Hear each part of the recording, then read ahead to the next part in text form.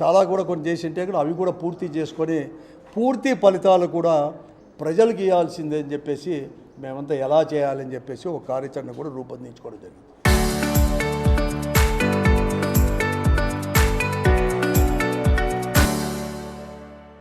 దాంట్లో భాగంగానే రాయలసీమలో జరుగుతున్న గ్రేటర్ రాయలసీమలో జరుగుతున్న ప్రాజెక్టులు ఆన్గోయింగ్ ప్రాజెక్ట్స్ను లేకుంటే పూర్తి అయినా కూడా ఇంకా ఏమన్నా పెంచుకోవాలా ఏం చేయాలని చెప్పేసి కూడా మేము చర్చించుకొని ప్రతి ఒక్క ప్రాజెక్టును కూడా అందరూ కూడా నాయకులు అందరూ కూడా సాధ్యమైనంత వరకు కూడా పోయి ఒక రూపాన్ని తీసుకొని వచ్చి ఒక సిద్ధం చేసుకొని ఈరోజు అధికారంలో ఉండే వాళ్ళకి అంటే ప్రభుత్వానికి విన్నవించాలని చెప్పి అదే ప్రభుత్వానికి కూడా ఒత్తిడి తీసుకొని రావాలని చెప్పేసి కూడా ఒక నిర్ణయం తీసుకోవడం కూడా జరిగింది. మేమందరూ కూడా వైఎస్ఆర్ కాంగ్రెస్ పార్టీ వాళ్ళందరూ కూడా ఎందుకంటే ఇప్పుడే మేమంతా తెలుసుకోవడం ఇన్ని సంవత్సరాలై ఇన్ని లక్ష కోట్లకు పైబడి కూడా ఖర్చు పెట్టినా కూడా పూర్తి ఫలితాలు కూడా రాలేదు.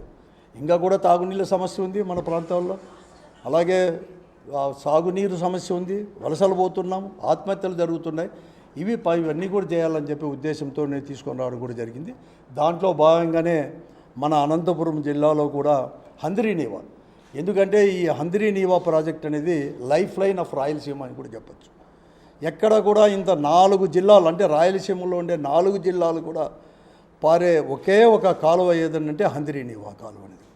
అది కూడా అంతా కూడా కాదు, 6,25,000 ఎకరాలు 44 లక్షల కుటుంబాలకు కూడా తాగునీరు అందించే ఒక బృహత్తరమైన పథకం కూడా ఈరోజు కూడా.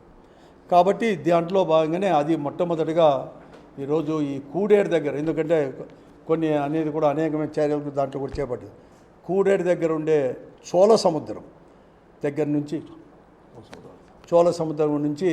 అక్కడ వచ్చేసి ఒక 3-4 కిలోమీటర్లు, ఎందుకంటే లైనింగ్ జరిగింది ఇటీవల కొత్తగా, అవన్నీ కూడా తీసుకొని రావాలని కూడా చేయడం జరిగింది.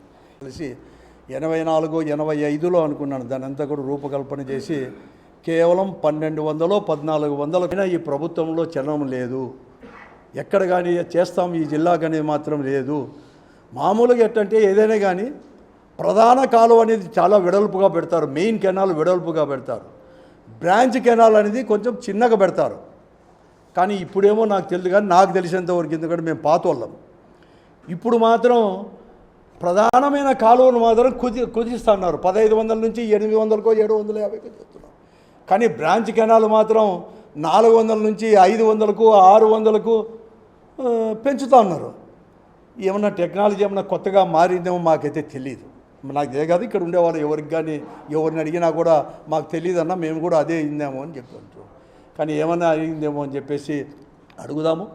అందుకోసం ఇదేదో మేమేదో అలిగేషన్ కాదు, ఎందుకు వేయలేదు. ప్రధానంగా ఇంకోటి ఏం చెప్తున్నారంటే ఇది హంద్రీనీవా 6 లక్షల ఎకరాలకి ఇచ్చేదే కాదు, భూగర్భ జలాలు కూడా పెంపొందించాలని చెప్పేసి ఈ కరువు జిల్లాలో ఈ ప్రాంతంలో భూగర్భ జలాలు కూడా పెంపొందించాలి.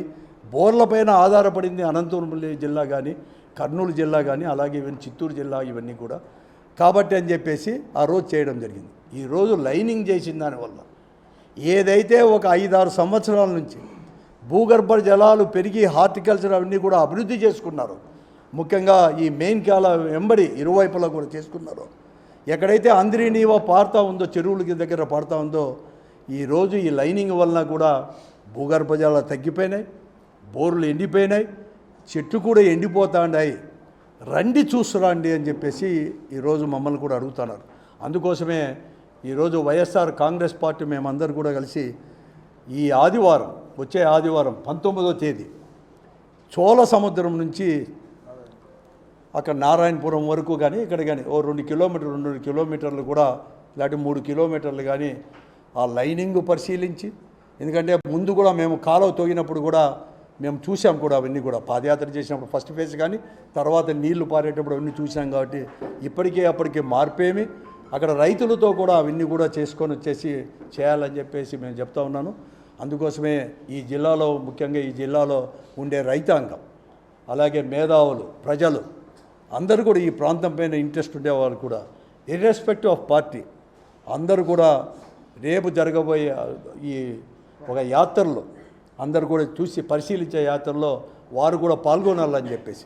ఎందుకంటే మేమేదో పాల్గొనాలే కాదు, ఇది ఒక 4-5 విడతల్లో మొత్తం మొత్తం అక్కడ మాల్యాల ముచ్చుమరి దగ్గర నుంచి అక్కడ సెకండ్ ఫేజ్ ఎండ్ అయ్యేంత వరకు కూడా దాంట్లో కుప్పం వరకు కూడా ఒక 4-5 ఫేజుల్లో కూడా అందరూ కూడా పోయేసి ఈ కాలవంతా కూడా పరిశీలించి లైనింగ్ తర్వాత, లైనింగ్ కంటే ముందు, తర్వాత ఇంకా ఏమి చేయాలి ఇది. ఎందుకంటే 8 టీఎంసీలు 9 టీఎంసీలు తెలంగాణ వారు తోడుకుంటుంటే ఇంకా కూడా తోడుకుంటుంటే ఈ పరిస్థితుల్లో మనం కూడా 30-40 రోజుల్లోనే 40 నుంచి 50 టీఎంసీలు కూడా మనం కూడా తోడుకోవాలి పోటీకి పడి శ్రీశైలం నుంచి. కాబట్టి దానికి కూడా ఏం చేయాలి అని చెప్పేసి ఇవన్నీ కూడా మేధావులతో అందరూ కూడా చర్చించాలని చెప్పేసి భాగంగా కూడా తీసుకుని రావాలండి. ఈ హంద్రీ నియమానే కాదు మిగతా జిల్లాలో కూడా మిగతా ప్రాజెక్టులు కూడా, అలాగే ఇక్కడ కూడా హెచ్ఎల్సీ కూడా అక్కడ కూడా మనకు కొన్ని ప్రాబ్లమ్స్ ఉన్నాయి, దాన్ని కావచ్చు లేకపోతే మిగతా జిల్లాలో కూడా అందరూ కూడా ఈ రాయలసీమ గ్రేటర్ రాయలసీమలో ఉండే వాళ్ళందరూ కూడా తిరగాలనుకున్నాం. దానికి అందరూ కూడా రావాలని చెప్పి రేపు జరగబోయే దానికి భవిష్యత్తులో జరగబోయే దాంట్లో చూసే దాంట్లో పరిశీలించే దాంట్లో కూడా రావాలని చెప్పి అడుగుతున్నాను. మరీ ముఖ్యంగా మీ అందరికి కూడా పత్రికా విలేకరులందరూ కూడా ప్రతి ఒక్కరు కూడా పార్టిసిపేట్ చేయాలి. ఎందుకంటే మేము పెద్ద ఎత్తున మేము సాధ్యాలు కూడా అన్నీ కూడా చర్చించుకున్నాం. అందుకోసమే ఎందుకంటే నిర్భయంగా కూడా అన్నీ కూడా ఉన్నట్లు కూడా మాట్లాడుకున్నాం, ఎక్కడ ఏం దాచుకోలేదు. తర్వాత ఏం పెట్టాలి, ఏం డిమాండ్ పెట్టాలి, ఏం చేసుకోవాలి, ఎలా మన ప్రాంతాన్ని బాగు చేసుకోవాలి అవన్నీ కూడా చేసుకున్నాం. కాబట్టి మీరు కూడా భాగస్వాములు కావాలని చెప్పి పత్రికా విలేకరులకు కోరుతున్నాను. అందరూ ఈ రోజున కృష్ణా జలాలు తుంగభద్ర పెన్నా ప్రాంతాలు అంటే దాదాపు గ్రేటర్ రాయలసీమలో ఉన్న అన్ని జిల్లాలు ఒంగోలు వరకు ఉన్న ప్రాంతాలు పెద్ద ఎత్తున నీటి కొరతని ఎదుర్కోబోతూ ఉన్నాయి. అప్పర్ భద్ర, అప్పర్ తుంగ, ఆల్మట్టి ఎత్తు పెంచిన తర్వాత దాదాపు 130 టీఎంసీలు పైన ఆగిపోతే, అట్లాగే రోజుకి 8 టీఎంసీల నీళ్ళు తెలంగాణ డ్రా చేసుకుంటే మనకేమో కేవలం 1 టీఎంసీ 2 టీఎంసీ నీళ్ళు డ్రా చేసుకునే కెపాసిటీ మన దగ్గర ఉంటే ఇది రాయలసీమ ప్రాంతానికి, గ్రేటర్ రాయలసీమ ప్రాంతానికి తీవ్రమైన నష్టం కలగబోతూ ఉంది. మరొక్కసారి కరువు కోరల్లోకి వెళ్ళిపోతున్నామనే ఉద్దేశంతోనే ఈ రోజున గ్రేటర్ రాయలసీమ వాటర్ ఇష్యూస్ పైన, అట్లాగే రాయలసీమ లిఫ్ట్ ఇరిగేషన్ పైన ఒక task force committee YSR Congress పార్టీగా జగన్మోహన్ రెడ్డి గారి ఆదేశాల మేరకు పనిచేస్తాం. దీనికి ఎవరిని ఉద్దేశించి ఏదో విమర్శల కోసం ఈ కార్యక్రమాలు కాదు. ఈ ప్రాంతాన్ని ఏ విధంగా కాపాడుకోవాలి నేను స్పష్టంగా చెప్పగలను. మేము చదువుకునే రోజుల నుంచి కూడా కృష్ణా విశ్వాన్న అప్పుడు స్టూడెంట్ లీడర్గా ఉండేవాడు. చదువుకునే రోజుల నుంచి కూడా కృష్ణా జలాల్ని రాయలసీమకు తరలించాలి, అనంతపురం జిల్లాకు తరలించాలని పెద్ద ఎత్తున ప్రచార కార్యక్రమాలు, ఉద్యమాలు జరిగేవి. నేను very thankful to the Venkataramareddy గారు and his team on the day. మొట్టమొదటిసారి కృష్ణా జలాల్ని జీడిపల్లి వరకు నడిపించుకొచ్చిన వాళ్ళంతా ఇక్కడే ఉన్నారు. విశ్వాన్న కావచ్చు, ఇక్కడ పిల్లలు కావచ్చు, అందరూ కూడా.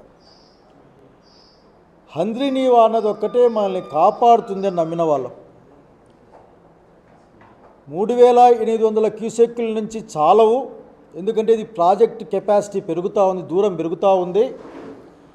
దీన్ని పెంచాలి అని ఒక డిమాండ్ ప్రధానంగా ముందుకొచ్చినప్పుడు నాటి ముఖ్యమంత్రి జగన్మోహన్ రెడ్డి గారు 6300 క్యూసెక్కులకి దాదాపు డబల్ దాన్ని పెంచి ప్రభుత్వ ఉత్తర్వు ఇవ్వడమే కాకుండా దానికి టెండర్లు పూర్తి చేసి అగ్రిమెంట్ కూడా పూర్తి అయిన సంగతి ఇక్కడ గుర్తు చేస్తూ ఉన్నాను. ఈ మధ్య వింటూ ఉన్నాం అక్కడక్కడ. ఇదే యొక్క ప్రభుత్వాలను చెప్పడం కాదు, ప్రాంతాన్ని కాపాడుకోవడం, ప్రాంతాన్ని కాపాడుకోవడంలో ఉన్న ఈ ప్రయత్నం ఇది. దీన్ని అర్థం చేసుకోమని కోరుతా ఉన్నా. ఎంత ఖర్చు పెట్టినారు, ఎంత ఖర్చు అవన్నీ మళ్ళీ ఖర్చులు మరియు మాట్లాడదాం, జమా ఖర్చులు మాట్లాడదాం. కానీ ఈ రోజున ఈ ఎల్నిలో రాబోతూ ఉంది. ఇప్పటికి 25 టీఎంసీలు తుంగభద్రలో లేవు. 4700 క్యూసెక్కుల నీళ్లు మాత్రమే తుంగభద్ర డ్యాంలోకి వస్తున్నాయని ఒక వార్త. వెంకటరామన్నకైతే అడుగడుగు తెలుసు, కానీ మా దగ్గర వార్తే. ఆ లెక్కన వస్తే ఆఖరికి తాగడానికి నీళ్లు కూడా రాని పరిస్థితి ఈ రాయలసీమ ప్రాంతంలో ప్రధానంగా ఉంటుంది సంగతి గుర్తు చేస్తూ ఉన్నాను. తుంగభద్రకు నీళ్లు రాకపోయినా, కృష్ణలో నీళ్ళు లేకపోయినా మన ప్రాంతానికి నీళ్లు రావు. తక్కువ కాలంలో ఎక్కువ నీళ్లు తీసుకుంటేనే అంతో ఎంతో ప్రయోజనం ఉంటుందన్న విషయాన్ని సాగునీటి రంగ నిపుణులు, తాగునీటి రంగ నిపుణులతో పాటుగా వివిధ రాజకీయ పక్షాలు, రైతు సంఘాలు మాట్లాడిన తర్వాత దీని గురించి మాట్లాడాలి, ప్రభుత్వంతో చర్చించాలి, అధికార పక్షంతో చర్చించాలి, అవసరమైతే అందరినీ కలుపుకొని ప్రభుత్వం పైన ఒత్తిడి తెచ్చి మాటలే కాదు చేతుల్లో అది ముందుకు రావాలనే ఉద్దేశంతోనే ఈ కార్యక్రమాన్ని చేపట్టింది వైఎస్ఆర్ కాంగ్రెస్ పార్టీ. పెద్దలు వెంకటరామరెడ్డి గారు, విశ్వేశ్వరరెడ్డి గారి నేతృత్వంలో, వెంకటరామరెడ్డి గారి నాయకత్వంలో ఈ కార్యక్రమం జరుగుతుంది. మన లీడర్స్ చెప్పినటువంటి విధంగా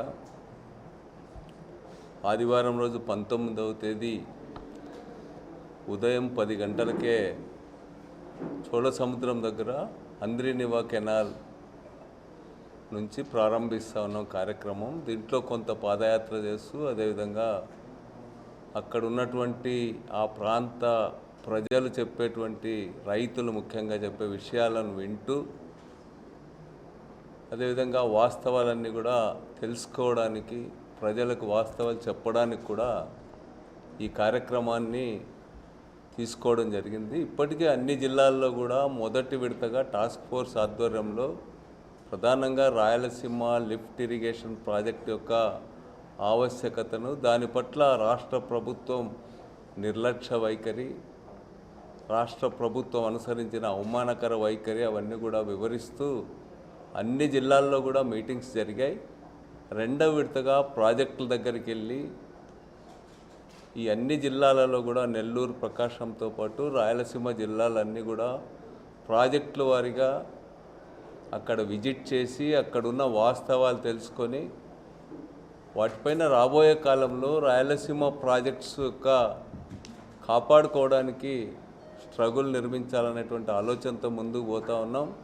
ముఖ్యంగా ఈరోజు రాయలసీమకి మొత్తానికి కూడా కేంద్ర రాష్ట్ర ప్రభుత్వాల చర్యల వల్ల ప్రమాదం రోజు రోజు కూడా ముంచుకొస్తూ ఉంది. ఇంతకుముందు అప్పర్ తుంగా ప్రాజెక్ట్, అక్బర్ భద్రా ప్రాజెక్టు గురించి చెప్పినారు. అదేవిధంగా వెంకటరామరెడ్డి గారు ఆల్మట్టి ప్రాజెక్టు గురించి చెప్పారు. అదేవిధంగా దాదాపు 120 టీఎంసీలకు సంబంధించి తెలంగాణలో అక్రమ ప్రాజెక్టుల నిర్మాణం గురించి కూడా ఈరోజు మనమంతా కూడా చూస్తూ ఉన్నాం. వీటన్నిటి వల్ల రాబోయే కాలంలో రాయలసీమ ప్రాజెక్టులు నీళ్లు లేని ప్రాజెక్టులుగా మిగిలిపోయేటువంటి ప్రమాదం చాలా ముంచుకొస్తూ ఉంది. ఈ నేపథ్యంలోనే అంద్రినివా కరువు పీడిత ప్రాంతాలైనటువంటి 4 జిల్లాలకు కూడా అత్యంత ప్రాధాన్యత కలిగినటువంటి ప్రాజెక్టు. ఎందుకంటే 6 లక్షల ఎకరాలు, 32 లక్షల మందికి పైగా తాగునీరు. ఇది ప్రపంచంలోనే, మన భారతదేశంలో చాలా పెద్ద లిఫ్ట్ ఇరిగేషన్ ప్రాజెక్ట్ అని ముందు నుంచి చెప్తా ఉన్నారు. అంతటి ప్రాధాన్యత కలిగినటువంటి ప్రాజెక్టు ఆశించిన ప్రయోజనాలు ఈరోజు నెరవేర్చడం లేదు. ఎప్పుడో ఎన్టీ రామారావు గారు ఉన్నప్పుడు ప్రారంభిస్తే దాన్ని యుద్ధ ప్రాతిపదికన రాజశేఖర రెడ్డి గారు చేపట్టి దాన్ని 5 ఏండ్లలోనే దాదాపు 9,000 కోట్ల రూపాయల వరకు కూడా మొదటి 2 దశల్లో ఖర్చు పెట్టడం జరిగింది. అదే సమయంలో చంద్రబాబు నాయుడు గారు ఎన్టీ రామారావు పదవిచ్యుత అయిన తర్వాత వచ్చి ఆయన 5 ఏళ్లలో కేవలం 15 కోట్ల రూపాయలు మాత్రమే ఖర్చు పెట్టాడు. ఒక్కసారి ఆలోచించమని కోరుతా ఉన్నా. 15 కోట్ల రూపాయలు కేవలం జీతభత్యాల కోసమే ఇవ్వడం తప్ప ఆయన ఒక్క గంప మట్టి కూడా తవ్వకుండా దాన్ని 5 టీఎంసీలకు తర్వాత కుదించే ప్రయత్నం చేసినాడు. కేవలం తాగునీటి ప్రాజెక్టుగా 40 టీఎంసీల ప్రాజెక్టును, 6 లక్షల ఎకరాలకు నీళ్ళు ఇచ్చే ప్రాజెక్టును, 40 లక్షల మందికి తాగునీరు ఇచ్చే ప్రాజెక్టును కేవలం 5 టీఎంసీల ప్రాజెక్టుగా కుదించడానికి చంద్రబాబు నాయుడు గారు అడ్మినిస్ట్రేటివ్ శాంక్షన్స్ ఇవ్వడమే కాకుండా దానికి శంకుస్థాపన కార్యక్రమాలు కూడా చేసి దాన్ని ముందు తీసిపోయేదాన్ని, అంటే ఆదిలోనే గొంతు నిలిమేయడానికి అంద్రినివాకు ప్రయత్నం చేసిన వారు ఎవరైనా ఉన్నారంటే అది చంద్రబాబు నాయుడు గారే. రాజశేఖర రెడ్డి గారు వచ్చిన తర్వాత, పరుగులు ఎత్తించిన తర్వాత ఈ ప్రాంత ప్రజల్లో వచ్చిన విశ్వాసం, అంద్రినివాకు వచ్చిన సపోర్ట్ దృష్ట్యా తప్పనిసరి ఈరోజు చంద్రబాబు నాయుడు గారు దాన్ని ముందు తీసిపోయే ప్రయత్నం చేస్తున్నాడు.